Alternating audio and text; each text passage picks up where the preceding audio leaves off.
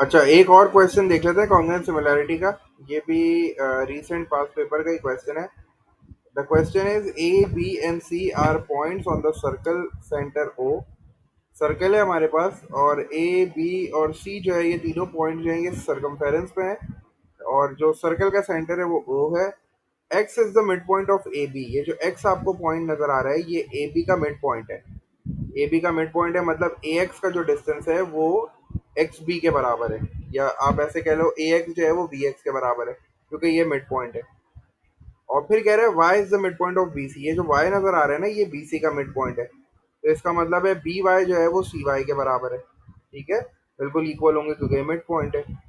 और आगे फिर ये कह रहा है कि ए बी और बी सी ये भी दोनों बिल्कुल बराबर हैं। इसका मतलब है ए से लेके बी तक जो डिस्टेंस है वो बी से लेके सी तक के डिस्टेंस के बराबर है। इसका मतलब है A X B X B Y और सी वाई ये चारों के चारों इक्वल हैं।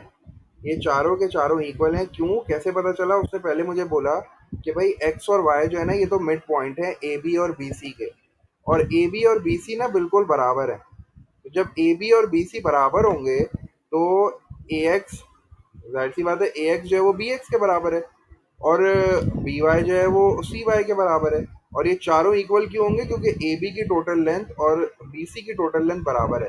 फॉर एग्जाम्पल अगर मैं बोलूँ ए बी की लेंथ 4 है तो ये वाला पार्ट भी 2 हो जाएगा और ये वाला पार्ट भी 2 हो जाएगा। और अगर इसकी लेंथ भी 4 ही है तो ये भी 2 हो जाएगा, ये भी 2 हो जाएगा। इसका मतलब है ये चारों जो सेगमेंट्स है ना छोटे छोटे, ये चारों के चारों बराबर है। ठीक है, तो ये तो मुझे इन्फॉर्मेशन पता चली क्वेश्चन पढ़ के। आगे मुझसे कह रहा है show that triangle A O x.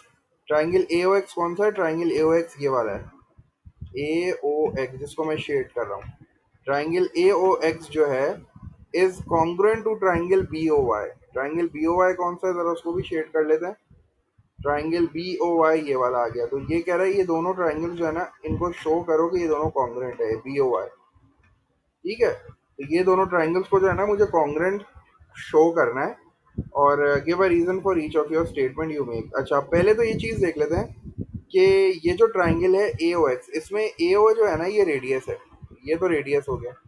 ठीक है, और ये जो ट्राइंगल है मेरे पास बी ओ वाई, इसमें ओ बी जो है ये रेडियस है।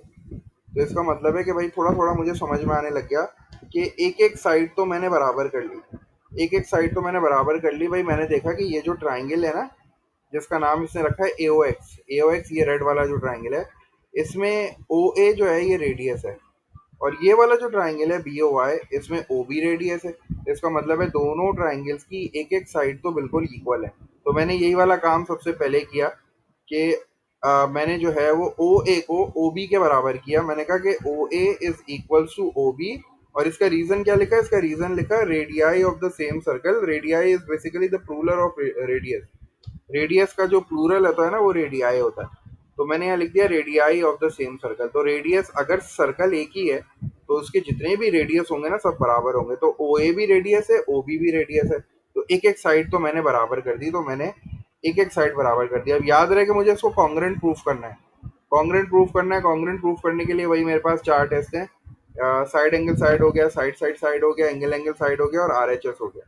ठीक है, अच्छा, आर एच एस भी मैं जो है वो बिल्कुल इसमें यूज कर सकता हूँ, लेकिन उसके लिए जो है मुझे इसमें ये वाला एंगल 90 डिग्री प्रूफ करना पड़ेगा। तो वो भी मैं प्रूफ कर सकता हूँ। पहले मैं ये वाली वर्किंग तुम लोग के साथ शेयर कर लेता हूँ, उसके बाद मैं तुम्हें बताऊंगा कि आर एच एस कैसे जो है ना इस पर अप्लाई कर सकते हैं। इस पे जो है ना मल्टीपल टेस्ट अप्लाई हो सकते हैं। तो पहले हम क्या करते हैं, पहले हमने ये देखा कि भाई ओ ए रेडियस है और ओ बी रेडियस है। इसका मतलब है कि इन दोनों ट्राइंगल्स में एक एक साइड तो बराबर है। तो मैंने लिखा O A equals to O B radii of same circle. अच्छा, अब उसने मुझे बोला है कि ए एक्स जो है, ए एक्स और बी वाई ये भी दोनों बराबर है, क्योंकि उसने अभी तो मुझे बताया था कि भाई एक्स जो है वो मिड पॉइंट है और ए बी जो है वो बी सी के बराबर है। तो मैंने ये प्रूव किया कि भाई ए एक्स बी वाई और सी वाई ये चारों के चारों एक दूसरे के बराबर है। तो मैंने लिखा A X is equals to B Y, और ये बात मैंने लिखी गिवन, क्योंकि उसने मुझे ये बात जो है क्वेश्चन में बताई थी। तो मैंने लिख दिया A X equals to B Y given. और ये मैंने दूसरी साइड भी जो है ना वो दोनों की दो कॉरेस्पॉन्डिंग साइड में इक्वल कर चुका हूँ। एक A X equals to B Y हो गई जो गिवन थी, और दूसरा पेयर कौन सा मैंने बनाया, ओ ए इक्वल टू ओ बी जो कि रेडियाई ऑफ सेम सर्कल थे। तो दो साइड्स तो मैंने कर दी। अगर तीसरी साइड भी हो जाए ना, तो डेफिनेटली जो है मैं अपने दोनों ट्राइंगल्स को कॉन्ग्रुएंट प्रूव कर लूंगा by the help of side side side congruence test. अच्छा, तीसरी साइड कौन सी है? तीसरी साइड है ओ एक्स। तीसरी साइड है ओ एक्स, और इस वाले ट्राइंगल की तीसरी साइड है ओ वाई। तो मुझे ओ एक्स को ओ वाई के बराबर प्रूव करना है। और वो मैंने कैसे प्रूव किया कि जब मैं सिमेट्रिकल प्रॉपर्टीज पढ़ रहा था, तो मैंने सिमेट्रिकल प्रॉपर्टीज में ये देखा था कि अगर दो कॉर्ड्स इक्वल इन लेंथ है, अगर दो कॉर्ड्स, जैसे ये ए बी एक कॉर्ड है और ये बी सी भी एक कॉर्ड है, अगर दो कॉर्ड्स इक्वल इन लेंथ है, क्योंकि उसने मुझे बोला है ना ए बी और बी सी इक्वल है, तो इसका मतलब है दोनों कॉर्ड्स इक्वल इन लेंथ है। अगर ये इक्वल इन लेंथ है, तो ये सेंटर से भी इक्वी डिस्टेंट होगा। याद है, equal chords are equidistant from the centre. तो इसका मतलब है कि ये जो ओ एक्स है ना, ये ओ वाई के बिल्कुल बराबर होगा, क्योंकि इसका रीजन आप लिख सकते हो कि ये सिमेट्रिकल प्रॉपर्टीज कहती है कि अगर दो कॉर्ड्स इक्वल हैं, उनकी लेंथ इक्वल है, तो वो सेंटर से भी बिल्कुल बराबर डिस्टेंस पे होंगी।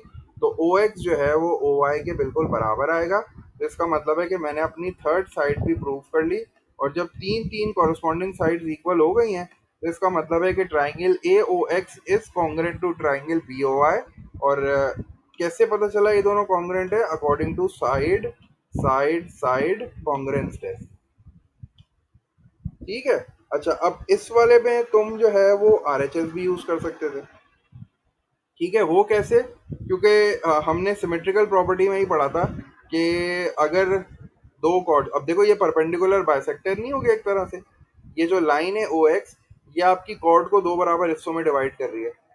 तो इसका मतलब है कि भाई ये जो है ना, परपेंडिकुलर बाइसेक्टर होगी।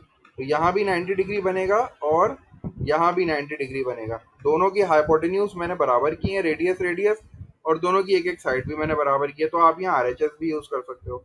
आरएचएस के अकॉर्डिंगली भी जो है ना, वो ये दोनों ट्राइंगल्स जो हैं वो कॉन्ग्रुएंट होंगे। मैंने साइड साइड साइड से वर्किंग कर ली, क्योंकि मुझे जो है वो ज़्यादा इजी लग रही थी। आप इसको बिल्कुल आरएचएस से भी कर सकते हो। ठीक है। और एक काम और करना, जो बाकी के दो टेस्ट हैं उनको भी यूज करना। हो सकता है कि भाई वो भी तुम्हें जो है, हो सकता है इस पे साइड एंगल साइड भी जो है वो हम अप्लाई कर सकें। ठीक है ना, तो वो अब तुम लोग का टास्क है। मैंने जो है वो साइड साइड साइड से वर्किंग कर ली। आरएचएस भी बिल्कुल यूज कर सकते हो।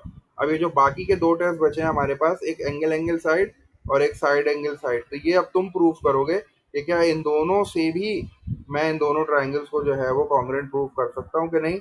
और मुझे ज़रूर बताना कि क्या चारों टेस्ट इस पर अप्लाई हो रहे हैं, या चारों टेस्ट के अकॉर्डिंगली ये दोनों कॉन्ग्रुएंट है, या फिर कोई जो है वो अप्लाई नहीं हो रहा।